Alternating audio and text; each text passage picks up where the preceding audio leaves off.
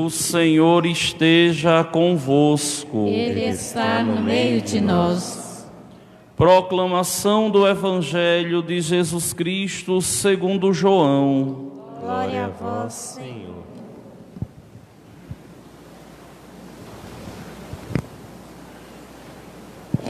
Naquele tempo, houve um casamento em Caná da Galileia. A mãe de Jesus estava presente. Também Jesus e seus discípulos tinham sido convidados para o casamento. Como o vinho veio a faltar, a mãe de Jesus lhe disse: eles não têm mais vinho. Jesus respondeu-lhe: mulher, por que dizes isto a mim? Minha hora ainda não chegou. Sua mãe disse aos que estavam servindo: fazei o que ele vos disser. Estavam 6 talhas de pedra colocadas aí, para a purificação que os judeus costumam fazer. Em cada uma delas cabiam mais ou menos 100 litros. Jesus disse aos que estavam servindo: enchei as talhas de água. Encheram-nas até a boca. E Jesus disse: agora tirai e levai ao mestre-sala. E eles levaram. O mestre-sala experimentou a água que se tinha transformado em vinho.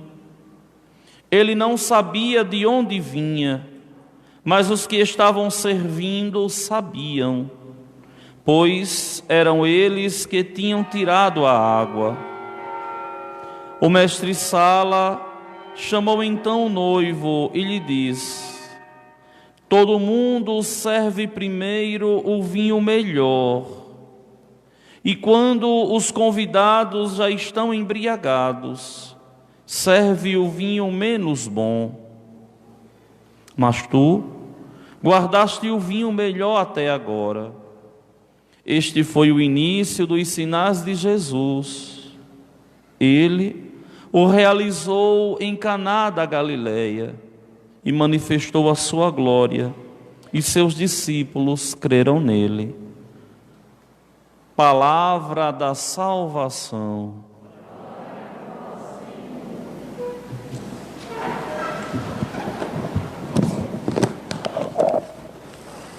Meus queridos irmãos e minhas irmãs, há 104 anos atrás, a bem-aventurada Virgem Maria apareceu pela última vez, no dia 13 de maio de 1917. Maria se apresenta àqueles 3 pastorinhos daquela forma que nós contemplamos ali na imagem, vestida de branco,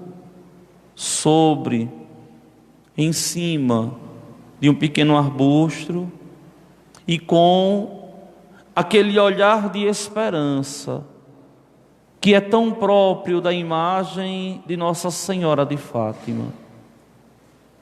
A mim, particularmente, é uma das imagens que o rosto de Nossa Senhora mais me fala ao coração. Um rosto de uma alegria esperançosa, de uma seriedade alegre, e, ao mesmo tempo, de uma paz tão grande.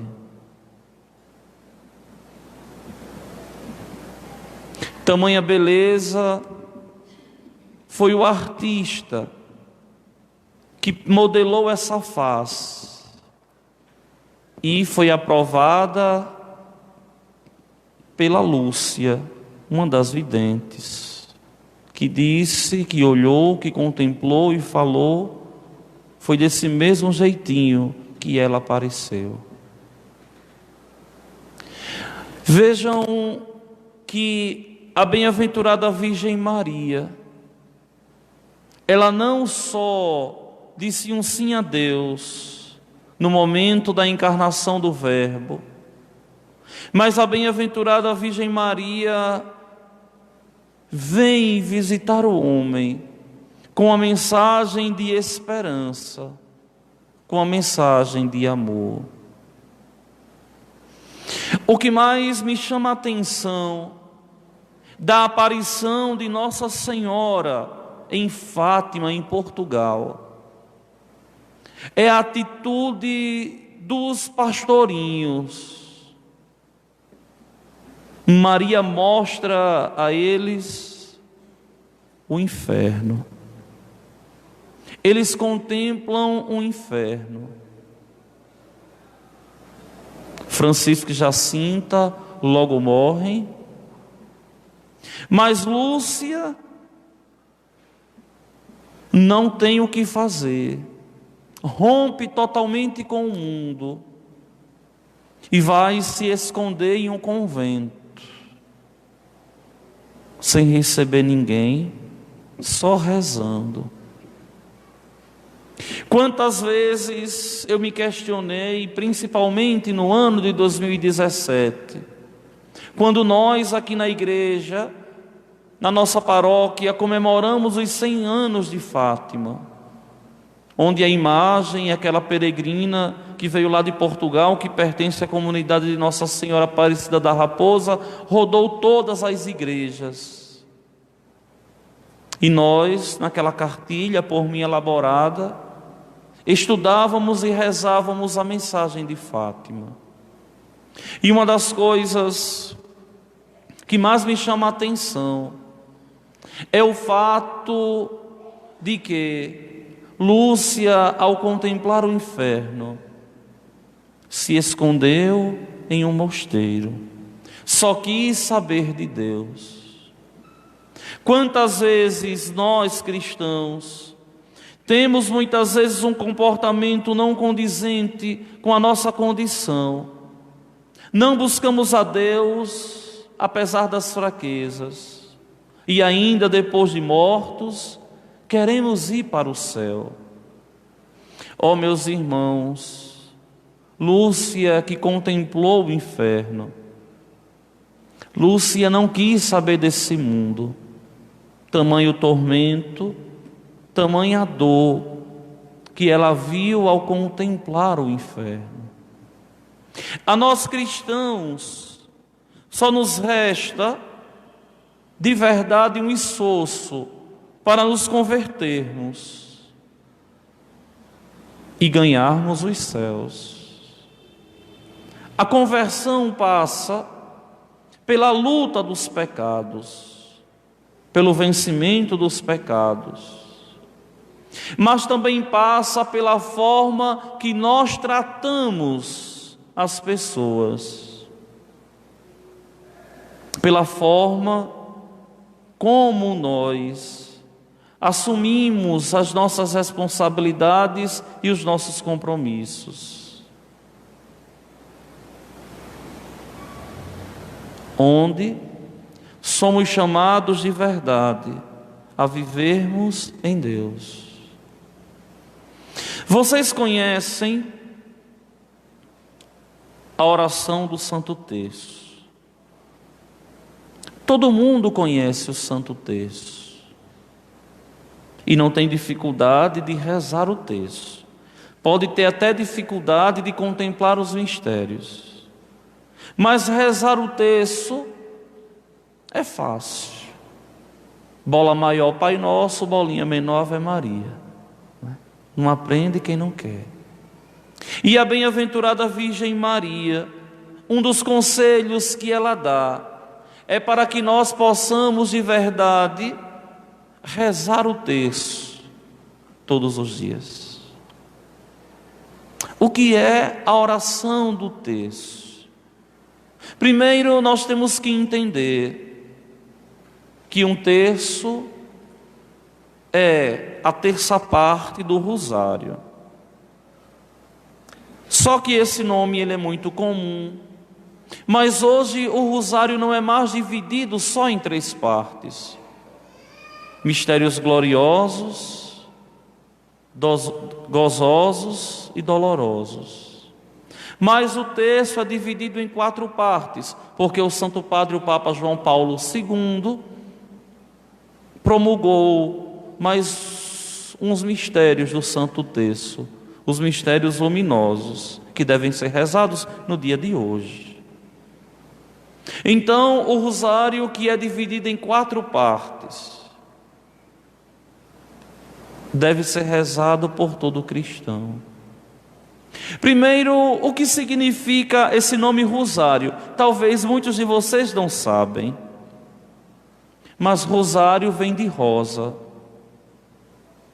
O que é rezar o terço? O que é rezar o rosário?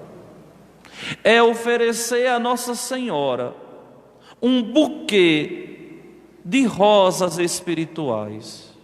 Daí, rosário, rosa. Oferecer a Maria um buquê de rosas espirituais,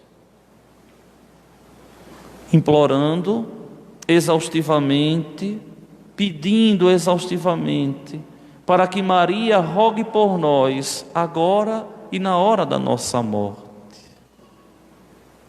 Meus queridos irmãos e minhas irmãs, se apeguem à bem-aventurada Virgem Maria.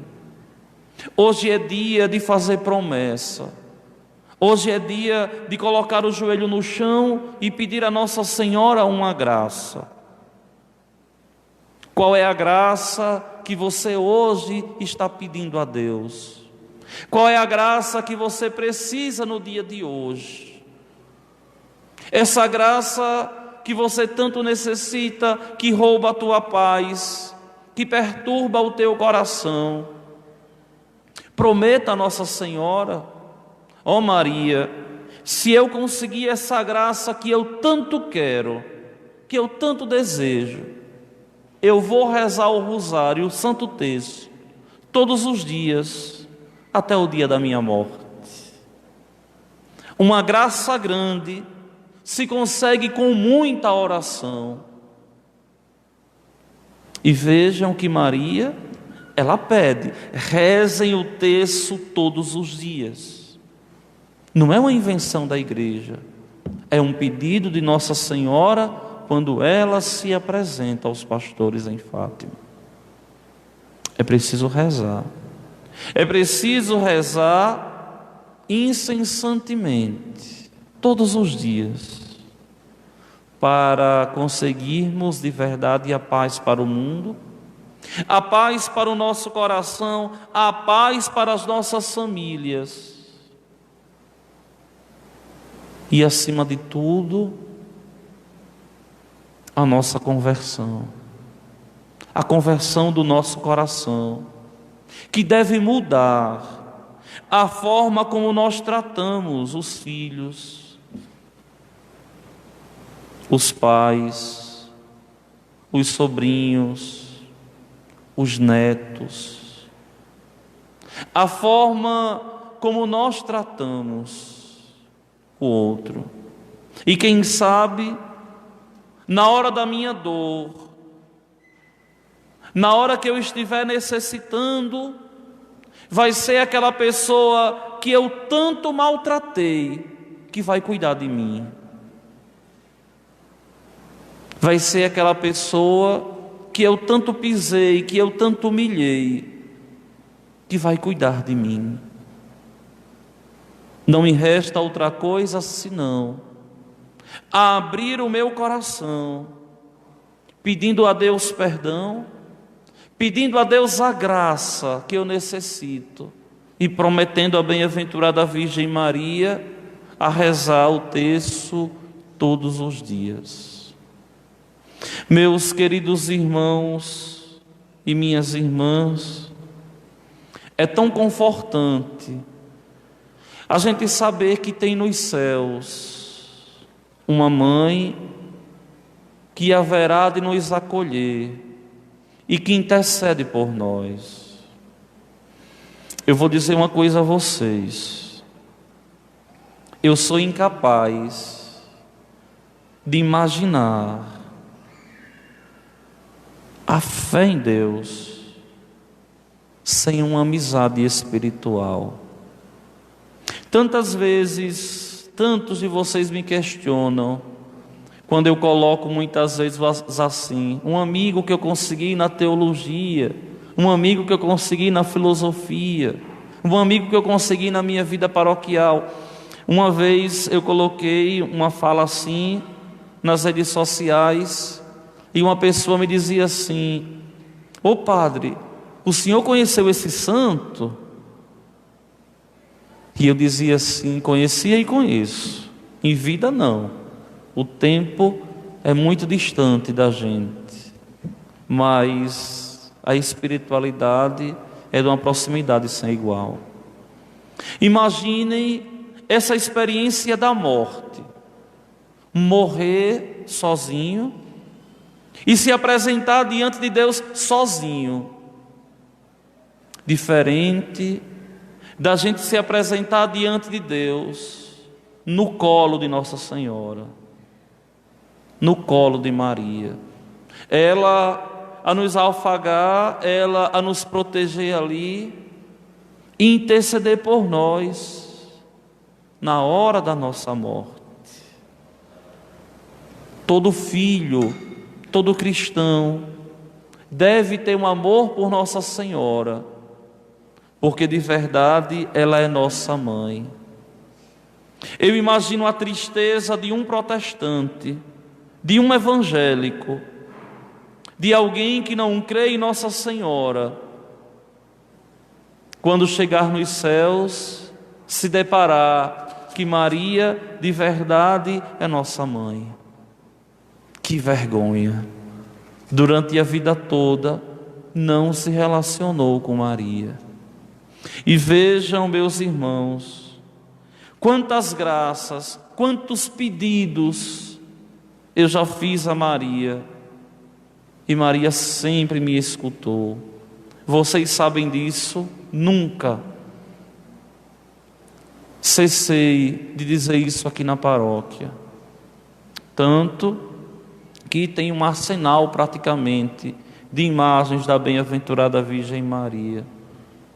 Tamanho o meu amor por aquela que nunca me desamparou. Vejam que em meio às dificuldades da vida, em meio ao medo quando bate na porta do nosso coração, nos momentos de agruras, de dificuldades, nunca, graças a Deus, essa intimidade com Nossa Senhora como sacerdote. Mas eu costumo dizer lá de trás, desde pagão, antes de ser batizado, eu criei essa intimidade com Nossa Senhora. E impressionante, por esses dias eu estava olhando os meus escritos na minha época do seminário em São Paulo, e olhando ali aquilo que eu escrevia tanto, eu me recordo de uma das passagens da minha história pelo movimento da Legião de Maria, quando, por esquecimento do meu catequista que não tinha falado para o padre que eu precisava ser batizado ainda. Vocês sabem que eu fui batizado aos 14 anos. E quando foi no domingo anterior que os jovens foram à matriz para fazer a crisma, para fazer a confissão antes da crisma. A crisma seria no sábado seguinte. Aí eu falei para o padre, que não era batizado. Aí o padre olhou assim para mim e falou: então não vai ter como você fazer a crisma não, vai ficar para o próximo ano, porque eu não vou ter tempo de batizar. E eu disse: misericórdia. E aí rezei, pedi a Nossa Senhora. Quando foi depois, tinha que voltar para casa só com o pessoal da Crisma, e era longe, tive que esperar eles. Quando acabou as confissões todas, ele me chamou, que foi o que me colocou no seminário, o Padre Kermes. Aí disse assim: olha, eu vou lhe batizar na quarta-feira. Na quarta-feira eu vou lhe batizar, e na quinta-feira eu lhe dou a primeira comunhão, e no sábado você crisma. Eu saí radiante ali, nunca esqueci isso. E para mim foi de verdade a primeira graça que eu pedi a Nossa Senhora. Por isso a razão que eu sempre digo, não é, que fui primeiro legionário que cristão, primeiro mariano que cristão. Não é? Tamanho amor pela bem-aventurada Virgem Maria. Não é? E todos vocês sabem que a nossa relação com Deus, ela é muito importante. É aquilo de mais importante que nós temos. Mas também muitas vezes é uma relação estremecida, porque não somos fiéis, porque não sabemos muitas vezes como nos dirigir a Deus. E essa relação com a bem-aventurada Virgem Maria vai justamente sanar essas dificuldades que nós temos. Dificuldades essas causadas pelos pecados que nos afastam de Deus, e pela intercessão da bem-aventurada Virgem Maria, dele nós nos aproximamos. Então, vocês que estão hoje aqui na matriz, vocês que estão em casa, façam um pedido, uma prece a Nossa Senhora de Fátima hoje. Peça uma graça à bem-aventurada Virgem Maria. E se essa graça servir para a tua salvação, Maria haverá de verdade de conseguir diante de Deus.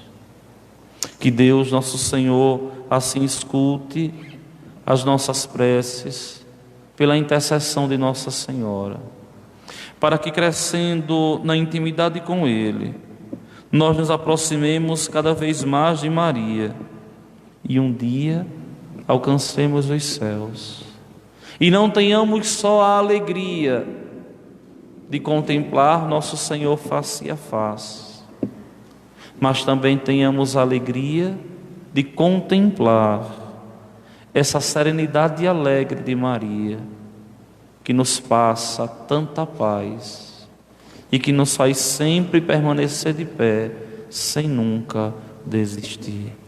Nossa Senhora de Fátima, Nossa Senhora de Fátima, Nossa Senhora de Fátima.